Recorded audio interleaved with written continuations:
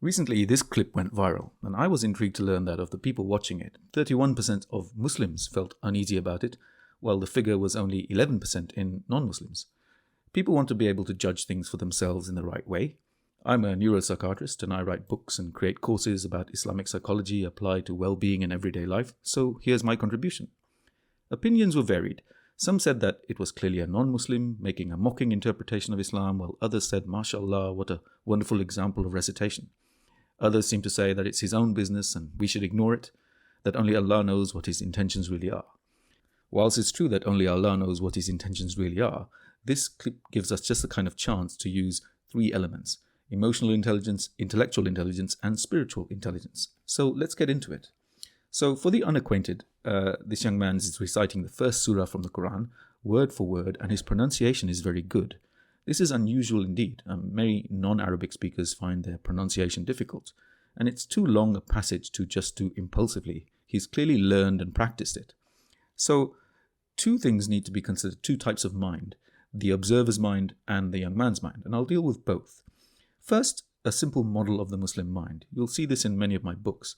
And when we perceive anything, the first part of the mind to react is the nufs. This is the most basic part of the mind, the instincts and emotions. It's very strong and very fast.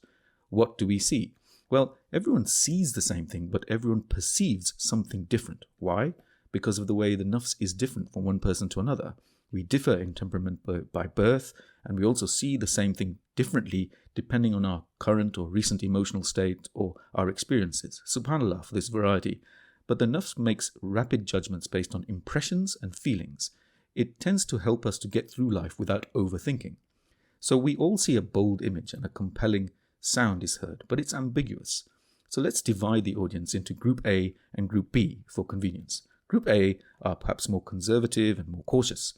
Their nafs decides quickly that this is a non-Muslim, that he's disheveled, he's staggering about, unsteady, disrespectful, the bottle in his hand, the street, all of it is a picture of someone who is not particularly Muslim or behaving in an honorable way. He's mocking Islam. And when they hear the sound, his very good pronunciation, they feel this only amplifies their belief that he's clearly made an effort to practice this mocking act. Group B, they have a nafs which is perhaps less cautious by nature, and it's more interested and stimulated by novelty or things that are unusual. They may also be influenced by the sound. In fact, perhaps they're more influenced by the sound. They hear the sound, and this influences their visual judgment. They perceive this young man is reciting beautifully, and they see his appearance as secondary. So, in fact, his untidy state and his manner lead them only to admire his efforts more. How nice to see someone of a non-typical background still reaching for Allah's words. Now, move across to the other part of the mind, or the second part, the intellect. Now, the intellect in both Group A and B is the same. The intellect doesn't judge so much as it looks for facts and truth, and it uses logic to make sense of what we perceive. How much any observer decides to use their intellect is up to them, but it's not as strong as the nafs. And in either Group A or B, the intellect sees a picture for what it is, a somewhat unusual and incongruent scene. And the intellect will search for facts. Who is he? What's in his hand? What's his history? Where did he learn this Quran? And the more a person uses their intellect, the more they'll find that they don't know the facts. So those people who involve their intellect, looking deeper, both from Group A or Group B, they'll come to a point of not knowing. And this unknowing, not knowing the fact, is difficult to cope with for the nafs. Whether Group A or Group B, the person now is in the state of needing some kind of resolution. Now, resolution, trying to find a true answer, can go one of two ways. A, going back to the nafs, or B, seeking higher judgment. So let's deal with each of those. Going back to the nafs to start with, whether Group A or Group B, the person goes back to what their initial impression is saying.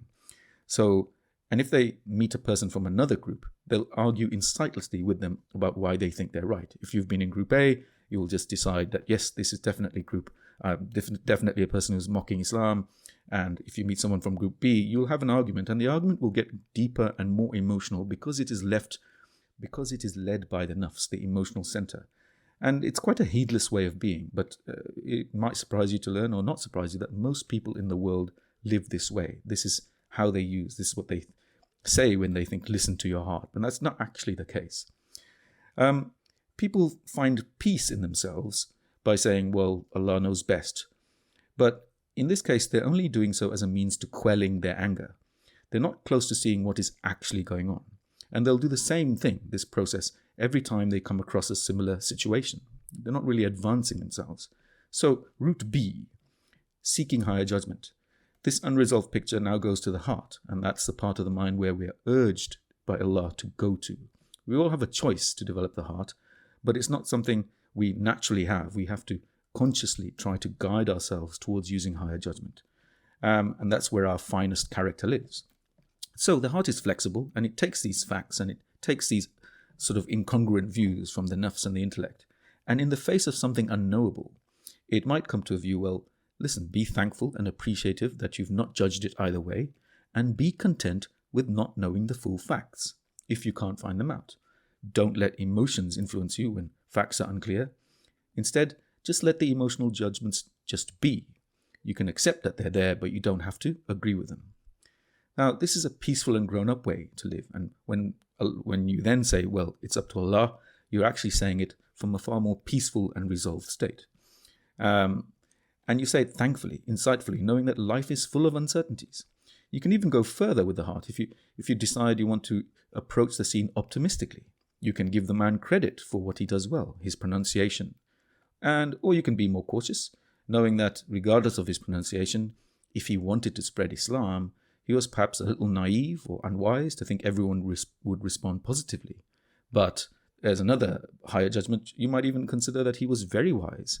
For all we know, he might be fully aware that the clip would cause controversy, and in truth, if he was very Islamic, he's found ears of many thousands of people who would otherwise never hear the clip because it causes people to think about it. Who knows the actual truth in the end?